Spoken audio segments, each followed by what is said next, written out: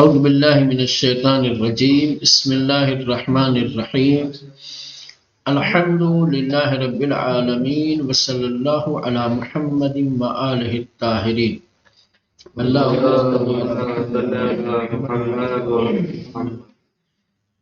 چلے بحث چل رہی تھی ان مسائل کے سلسلے میں کہ جو مسائل عام ہیں جن کا تعلق خصوصیت کے ساتھ نہ اسم سے ہے نہ فعل سے ہے اور نہ ہی حرف سے ہے. یہ مسائل اسم سے بھی مربوط ہو سکتے ہیں، فعل سے بھی اور حرف سے. اس میں پہلا مسئلہ تھا کہ کیا کیا چیزیں جو ہے کتابت اور قراءت میں ہوتی ہے. کتابت اور قراءت کے کچھ قاعدے اور قانون بتا رہے تھے فی الحال کتابت کے. تو بات یہاں پہنچی تھی کہ تکتب الضمائر المتصلۃ ونون التاکید ویاء النصب وہاء السکت متصلۃ بما قبلها. کہہ رہے ہیں کہ ضمیر متصلہ نون تاکید چاہے ثقیلہ ہو چاہے خفیفہ ہو، یا النصب وہ یا جو نسبت کے لیے آتی ہے، اور اسی طریقے سے ہاء السکت، یہ سارے کے سارے کیا ہے مولانا متصل ہوں گے اپنے ما قبل سے.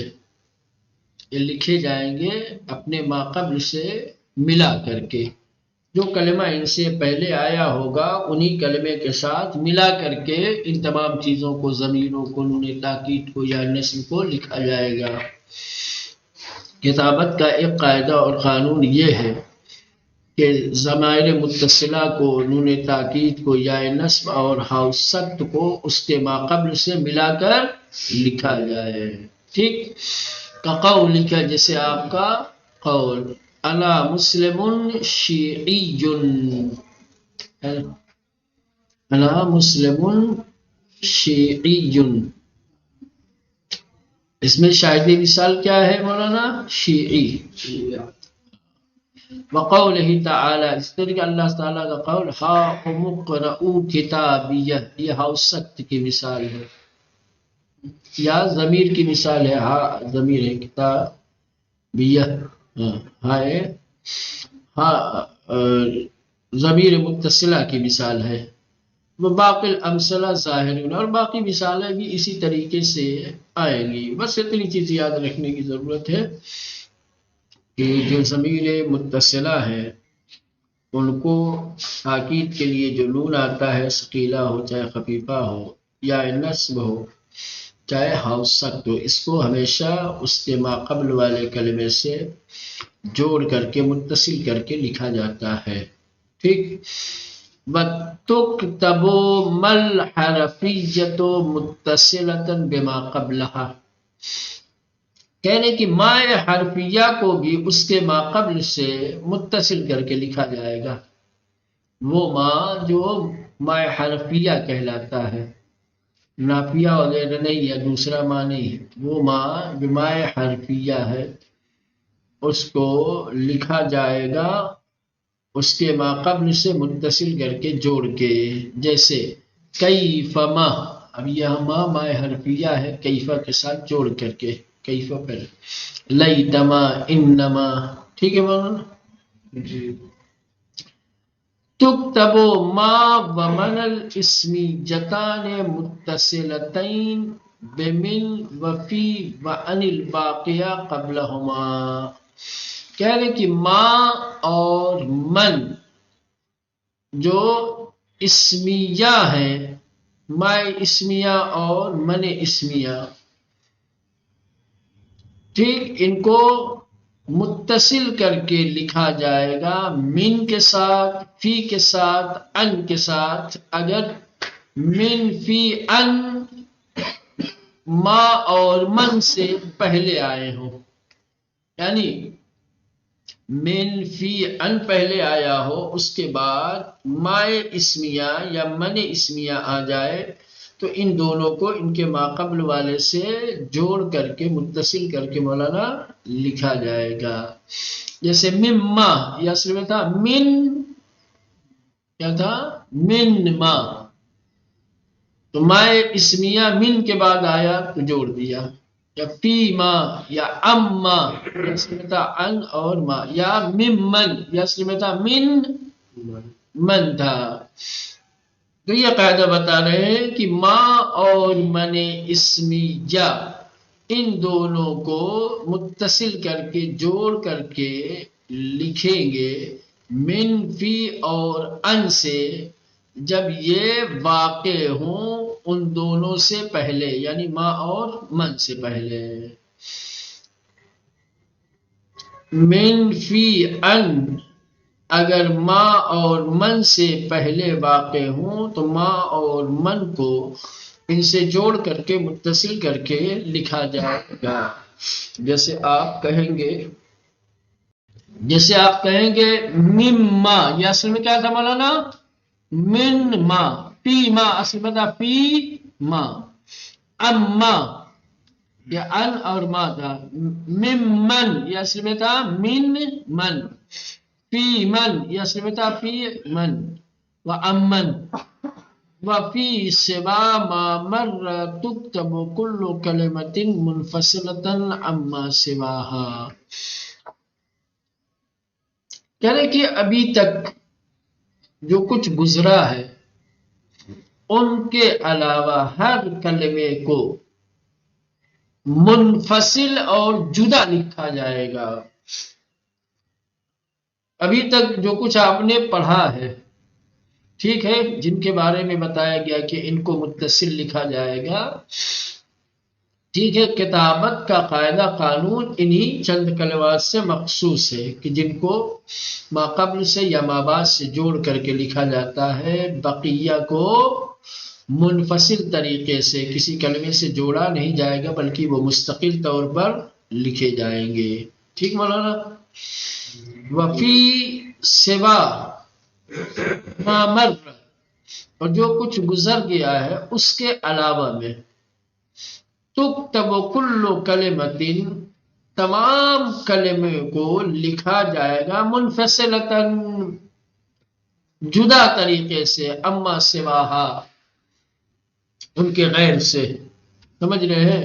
یعنی ابھی تک جن کلمات کے بارے میں آپ لوگوں کو بتایا ہے کہ ان کو ما قبل سے یا ما بعد کے ساتھ متصل کر کے جوڑ کے لکھا جائے گا، بس انہی کو متصل طریقے سے لکھا جائے گا، ان کے علاوہ بقیہ تمام کلمات کو منفصل اور جدا طریقے سے لکھا جائے گا۔ یہ خاص بات نہیں ہے۔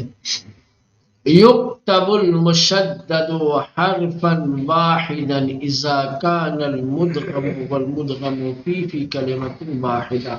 اب یہ ایک اور قاعدہ بتا رہے ہیں کتابت کا، وہ کیا ہے کہ حرف مشدد کو ایک ہی حرف لکھا جائے گا۔ یہ قاعدہ ہے مولانا، حرف مشدد کو دو بار نہیں لکھا جاتا، ایک ہی حرف لکھا جاتا ہے، البتہ اس وقت ہے جب مدغم اور مدغم فی ایک ہی کلمے میں ہو۔ جب مدغم اور مدغم فی ایک ہی کلمے میں ہوں تو ایک حرف لکھائے جائیں گے مشدد کی شکل میں، ایک حرف لکھ کے اس پر تشدید دے دیں گے، ختم۔ ایسا نہیں ہے کہ دونوں کو لکھیں گے، مدغم کو بھی لکھیں اور مدغم فی کو بھی لکھیں نا۔ کہہ رہے ہیں کہ یکتب المشدد، کہہ رہے ہیں کہ مشدد کو لکھیں گے حرفا واحدا ایک حرف کی شکل میں، اذا کان المدغم و مدغم فی کلمۃ واحدہ، جب مدغم اور مدغم فی ایک ہی کلمے میں ہوں۔ جیسے شد، اصل میں یہ تھا کیا مولانا؟ شدد، ٹھیک، جو مدغم اور مدغم فی ایک ہی کلمے میں تھے لہذا ان کو مشدد بنا کر کے ایک ہی حرف لکھ دیا گیا۔ امل، ادکر، وبصورت حرفین اذا کان فی کلمتین، اور دو حرفوں کی شکل میں لکھیں گے جب یہ دو الگ الگ کلموں میں ہوں۔ سمجھ لے مولانا؟ وبصورت حرفین، اور دو حرف کی صورت میں شکل میں لکھیں گے، اذا کانا، جب یہ دونوں ہوں، کون؟ مدغم اور مدغم فی کلمتین، دو الگ الگ کلموں میں. جیسے اللحم، الگ ہے، لحم والا الگ ہے. الرجل، الف لام الگ ہے، رجل الگ تھا. واستثنی من ذالک موارد معدودہ ہی، کہہ رہے کہ اس قاعدے سے کچھ موارد کو استثناء کیا گیا ہے، باوجود کہ مدغم اور مدغم فیہ دو الگ الگ کلمات میں ہیں، لیکن ان کو ایک ہی حرف کی صورت میں لکھا گیا ہے. جیسے اللذی، بولا نا، اللذین، اللتی، سمجھ رہے ہیں؟ یہ دو الگ کلمہ، ال اور زی الگ تھا لیکن ایک ہی کلمہ کر دیا اللذی. یہ اصلاً اس قاعدے میں آتا ہی نہیں ہے، سمجھ رہے ہیں؟ جو قاعدہ بتایا ہے، نہ پہلے والے میں نہ دوسرے والے میں. یہ تو اصل میں کا زی، زین، تی، تا وغیرہ تھا، اس کو ملا دیا ہے. واستثنیہ، اور استثناء کیا گیا ہے، من ذالک، اس قاعدے اور قانون سے. کون سا قاعدہ قانون؟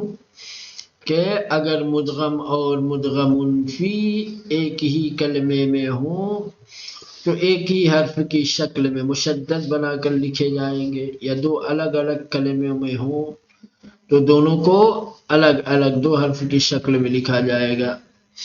تو اس قاعدے اور قانون سے استثناء کیا گیا ہے موارد و معدودہ، کچھ موارد کو، چند موارد کو. اور جو موارد استثناء ہیں، جو اس قاعدے قانون سے علیحدہ ہیں، الگ کیے گئے ہیں، ہی وہ یہ ہے الذی، الذین، اللتی، مما، اما، اللہ، امن ونحوها. هذا وقد مر اجمال البحث عن الادغام في هامش بحث المضاعف والتفصيل في المفصلات. هذا وقد مر اجمال البحث عن الادغام، یعنی ادغام کے سلسلے میں اجمالی بحث گزر چکی ہے. یہ جو ہم نے بیان کیا وہ ادغام کے سلسلے میں اجمالی بحث تھی، ہے نا؟ ہم نے سرسری نگاہ سے اس کو بیان کر دیا گیا ہے. ٹھیک. فی ہامش بحث المضاعف، مضاعف کی بحث میں بھی کیا ہے؟ اس کی بحث گزر چکی ہے. اگر تفصیل آپ جاننا چاہتے ہیں تو پھر تفصیلی کتابوں میں جائیں. اگر آپ کو ادغام کے سلسلے میں قاعدے قانون کی جانکاری چاہیے تو آپ مضاعف کی بحث میں رجوع کیجئے. مضاعف کی بحث میں اجمال کے ساتھ ادغام کے قاعدے قانون بیان کیے گئے ہیں، اور یہاں پر بھی اجمالاً اشارہ کر دیا ہے. اگر آپ کو ادغام کے بارے میں تفصیلی جانکاری چاہیے تو پھر آپ مفصل کتابوں کی طرف رجوع کیجئے. تکتب تاء التانیث بصورت تا اذا لحقت آخر الفعل، کہنے کی تائے تانیث کو تائے مبسوطہ یعنی لمبی والی تا کی شکل میں لکھیں گے جب یہ فعل سے متصل ہو. مولانا، اگر تائے تانیث فعل سے متصل ہے، فعل کے آخر میں آئے ہیں تو لمبی والی تا کی شکل میں لکھیں گے، وہ گول والی نہیں. یہ بھی تانیث کی علامت ہے، سمجھ رہے ہیں؟ فعل میں کبھی یہ تا نہیں آتی، یہ تا مخصوص ہے مولانا اسم سے. ٹھیک. یہ اسم میں مؤنث کی علامت ہے، پہچان ہے، اور یہ تا فعل میں ایسے لکھیں گے.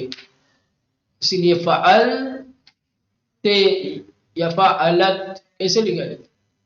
یہ والی تا کی شکل میں نکلتا ہے۔ تو وہی کہہ رہے ہیں کہ تا تانیث اگر فعل سے ملحق ہوگی، متصل ہوگی، تو اس تا کو اس شکل میں لکھیں گے، یہ جو ہے لمبی والی فعل جس کو بولتے ہیں، تکتب تاء التانیث بصورت تا، کہنے کہ تا کی شکل میں، اس کو کہتے ہیں تائے مبسوطہ، کھچی ہوئی تا، ٹھیک ہے، اس کو کیا کہتے ہیں مولانا؟ اس کو تائے مربوطہ کہتے ہیں، اس کو تائے مبسوطہ کہتے ہیں۔ تو کہہ رہے کہ تائے مبسوطہ کی شکل میں لکھا جائے گا تائے تانیث کو کب؟ اذا لحقت آخر الفعل، جب فعل کے آخر سے ملی ہوئی ہوگی، جیسے ضربت وعلمت، او آخر جمع المؤنث، اور اسی طریقے سے مؤنث کی جمع کے آخر میں اگر ہے یہ تا، تب بھی اس کو تائے مبسوطہ کی شکل میں، جیسے مسلمات پہ ہے نا، جمع مؤنث کے آخر، ہاں، او آخر جمع المؤنث، یا تائے تانیث جب جمع مؤنث کے آخر سے ملحق ہوگی تب بھی تائے مبسوطہ کی شکل میں لکھیں گے، جیسے ضاربات، عالمات، ویقال لها المبسوطہ، اور اس تا کو مبسوطہ کہا جاتا ہے، کیا کہا جاتا ہے؟ مبسوطہ۔ وبصورت الہاء المنقوطہ، اور ہائے منقوطہ، اس کو منقوطہ بھی کہتے ہیں اور مولانا مربوطہ بھی کہتے ہیں، ہے نا؟ یہاں پہ جو نام دیا ہے وہ منقوطہ، کیا ہے اس کا نام؟ اس کا مبسوطہ ہے جو کھچی ہوئی تا ہے، ٹھیک، مبسوطہ، اور یہ منقوطہ، اور کہہ رہے ہیں کہ ہائے منقوطہ کی صورت میں لکھا جائے گا اذا لحقت الاسم المفرد، جب اسم مفرد سے ملحق ہو، اگر کوئی اسم ہے اور مفرد ہے، ٹھیک، وہاں پہ تا لکھنی ہے، ٹھیک مولانا، تو اس شکل میں لکھیں گے تائے منقوطہ کی شکل میں۔ باقی دو مقام پر تا کو تائے مبسوطہ کی شکل میں لگے، جب فعل کے آخر سے ملحق ہو یا مؤنث کی جمع کے آخر میں آئے، ٹھیک۔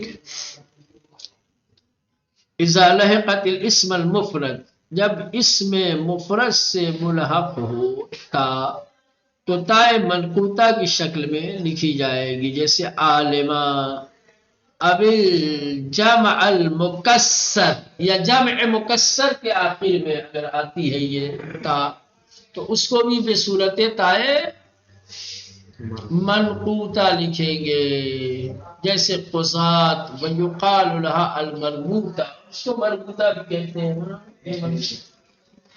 کیا کہتے ہیں؟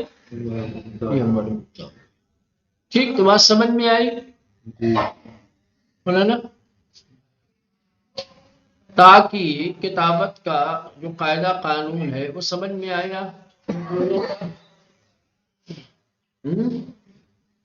یہ تائے منقوطہ یا مربوطہ ہے، اور یہ تائے مبسوطہ ہے۔ تائے مبسوطہ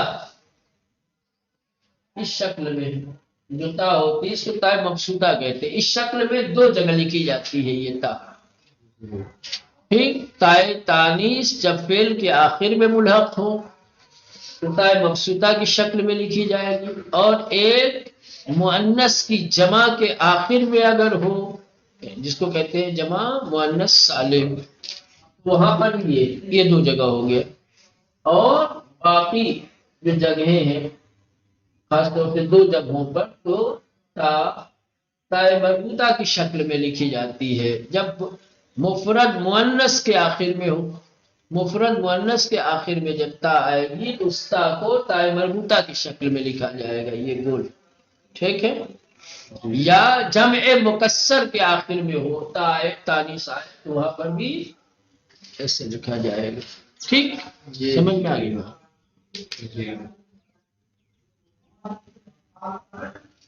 تكتب الألف الباقية في آخر الاسم المعرب والفعل بصورة الياء.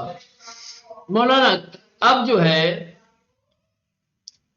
الف کا قاعدہ بتا رہے ہیں، سمجھ رہے ہیں؟ الف سے مراد یہاں پر یہ الف مقصورہ وغیرہ ہے، سمجھ رہے ہیں کیا ہے مولانا؟ کہہ رہے ہیں کہ وہ الف جو اسم معرب یا فعل کے آخر میں واقع ہو اس کو یا کی شکل میں لکھا جاتا ہے۔ الف اگر کسی اسم معرب کے آخر میں آتا ہے یا فعل کے آخر میں آتا ہے تو یا کی شکل میں اس کو لکھا جائے گا، جیسے فرض کر لیں یہ رہا، ایسے لکھیں گے، نہیں یہ کہ ہاں ایسے ہے نا۔ اب یہ جو الف ہے اگر یہ اسم معرب کے آخر میں یا فعل کے آخر میں آئے تو میں صورت یا لکھیں گے ایسے، لیکن موسیٰ اگر آپ کو لکھنا ہے تو ایسے نہیں لکھیں گے، ٹھیک لکھیں گے ایسے، اسی طرح مقصورہ کا تکتب الالف الواقعۃ، لکھا جائے گا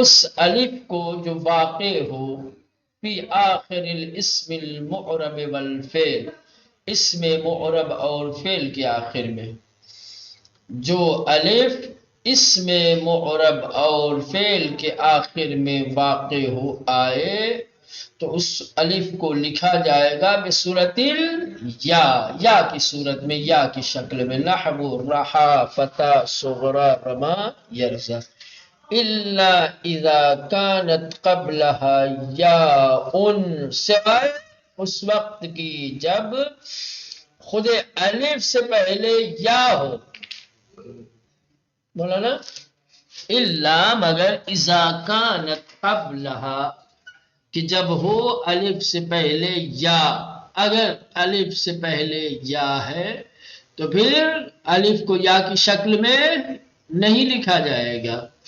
او کانت ثالثتاً، یا یہ کہ تیسرا حرف ہو الف منقلبتاً عن الواو، اور واو سے کیا ہے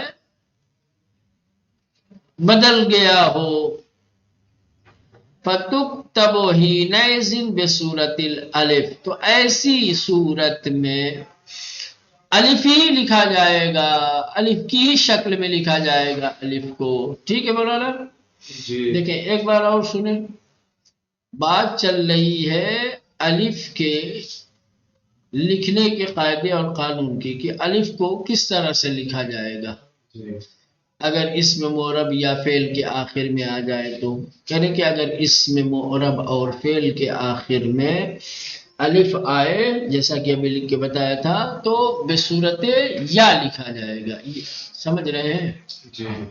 یہ قاعدہ کلی ہے، ٹھیک، الا مگر استثناء کیا گیا ہے، کچھ جگہوں پر الف کو یا کی شکل میں نہیں لکھا جائے گا، کب؟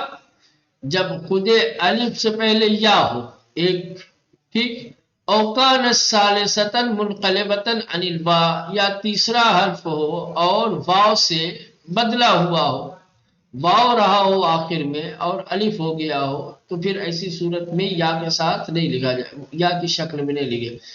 فَتُكْتَبُ حِينَئِذٍ، ان دو صورتوں میں کہ جب الف سے پہلے یا ہو یا تیسرا حرف ہو اور واو سے منقلب ہو کر کے آیا ہو تو ایسی صورت میں الف کو الف کی ہی شکل میں لکھا جائے گا، ٹھیک، جیسے دنیا، نا دنیا، دیکھیں الف سے پہلے یا آ گیا ہے تو اب پھر یا نہیں لکھیں گے آپ، ٹھیک ہے نا، دنیا۔